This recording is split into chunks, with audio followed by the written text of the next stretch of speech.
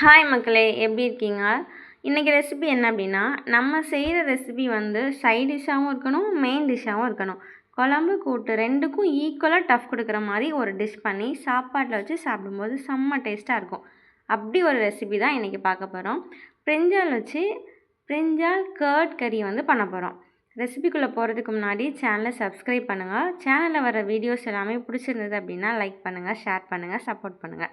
Okay, வீடியோக்குள்ளே போயிடலாமா? இதை பண்ணுறதுக்கு நான் கத்திரிக்காய் எடுத்துகிட்டு அதை நல்லா சுட்டு வச்சுருக்கேன்.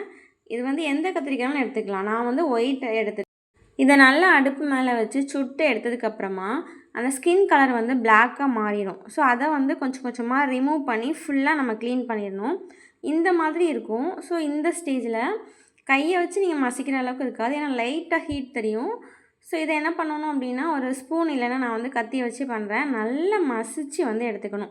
எல்லாமே ஈக்குவல் லெவலில் வர்ற மாதிரி கரெக்டாக வந்துட்டு அதை வந்து நல்லா மசித்து எடுத்துக்கோங்க.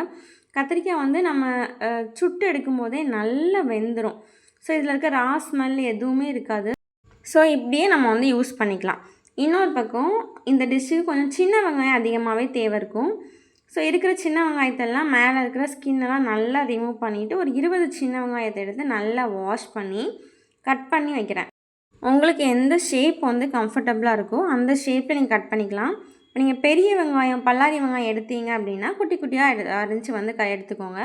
சின்ன வெங்காயம் எடுக்கும்போது அந்த ஃப்ளேவரில் அந்த டிஷ்ஷில் பண்ணும்போது சாப்பிட்றப்ப லைட்டாக கடிக்கிற மாதிரி ஒரு ஃபீல் இருக்கும். அது டேஸ்ட்டாக இருக்கும். அதுக்காக சின்ன வெங்காயம் எடுத்திருக்கேன்.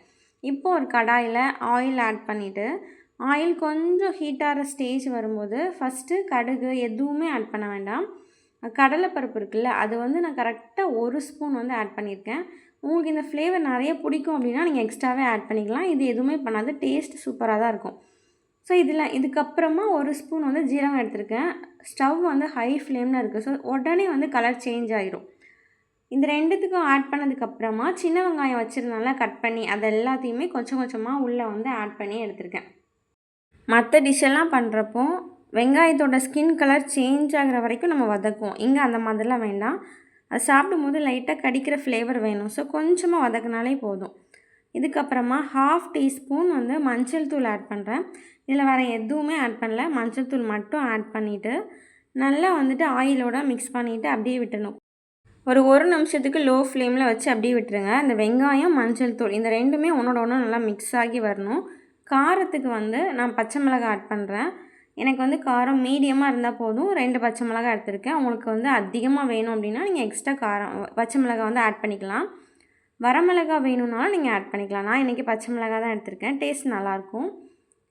கத்திரிக்காவெல்லாம் நல்லா மசிஞ்சு வச்சுருந்தோம்ல, இந்த கத்திரிக்காவை இந்த ஸ்டேஜில் நான் வந்து ஆட் பண்ணிக்கிறேன். லைட்டாக இந்த ஒன்றோட ஒன்று 3மே நல்லா மிக்ஸ் ஆகிற வரைக்கும் கொஞ்சம் அதை கைவிடாமல் கிண்டி விட்டுட்டு லைட்டாக உப்புமே ஆட் பண்ணுறேன். உப்பு சேர்த்ததுக்கப்புறமா வந்துட்டு கொஞ்சம் அதோட ஃப்ளேவர் வந்து மாறும். டேஸ்ட் வந்து பார்த்துக்கோங்க. உப்பு கரெக்டாக இருந்தது அப்படின்னா ஓகே, இல்லைனா நீங்கள் எவ்வளோ வேணுமோ அவ்வளோ தூரம் ஆட் பண்ணிக்கலாம். நல்லா மிக்ஸ் பண்ணிவிட்டு இதிலேருந்து கொஞ்சமாக மட்டும் ஒரு மிக்ஸி ஜாருக்கு அப்படியே மாற்றுறேன். அதை மட்டும் நல்லா பைன் பேஸ்ட்டு அரைச்சி எடுத்துக்கிறேன். ஏன் அப்படின்னா அதோட ஃப்ளேவரும் நல்லா திக்னஸ் வேணும். அது இருக்கிற அந்த வெங்காயம், கத்திரிக்காயும் நம்ம சாப்பிடும்போது கொஞ்சம் கடிக்கிற ஃப்ளேவர் வேணும். ஸோ இதுக்காக தான் மிக்ஸி ஜாரில் நல்ல தண்ணி எதுவுமே ஆட் பண்ணாமல் நல்லா பைன் பேஸ்ட்டு அரைச்சிட்டு உள்ளே ஆட் பண்ணிக்கிறேன். அதையும் உள்ளே போட்டுட்டு நல்லா நீங்கள் இதை கிண்டி விடுங்க. கொஞ்சமாக தண்ணி வேணும். தண்ணி வந்து மிக்ஸி ஜாரில் வச்சுருப்போம்ல, அதில் வந்து ஒரு 1/2 டம்ளர் தண்ணி எடுத்து உள்ளே ஆட் பண்ணுறேன். இதை நீங்கள் கிண்டிகிட்டே இருக்கிறப்போ உங்களுக்கு ஒரு டிஃப்ரெண்ட் தெரியும். அதாவது நம்ம ஆட் பண்ண தண்ணிலாம் இருக்கிற இடமே தெரியாமல் நல்லா வற்றிடும். அந்த ஸ்டேஜில் கேர்ட் வந்து நான் ஆட் பண்ணுறேன். இந்த தயிர் வந்து வீட்டில் உர ஊற்றுனது ரொம்ப புளிச்சிருக்கக்கூடாது. அதை நல்லா மிக்ஸ் பண்ணிவிட்டு ஸ்டவ் ஆஃப் பண்ணிடுங்க. இதை அப்படியே வேறு ஒரு பாத்திரத்துக்கு சேஞ்ச் பண்ணிவிட்டு சாப்பாட்டில் வச்சு சாப்பிட்டா செம்மையாக இருக்கும். இதுக்கு எந்த சைட் டிஷ்ஷும் தேவை கிடையாது. நம்ம வைக்கிற குழம்பும் இதான், கூட்டு இதான். அப்படி வச்சு சாப்பிட்டா நல்ல காரசாரமாக சூப்பராக இருக்கும். ட்ரை பண்ணி பார்த்துட்டு எப்படி இருக்குன்னு சொல்லுங்கள்.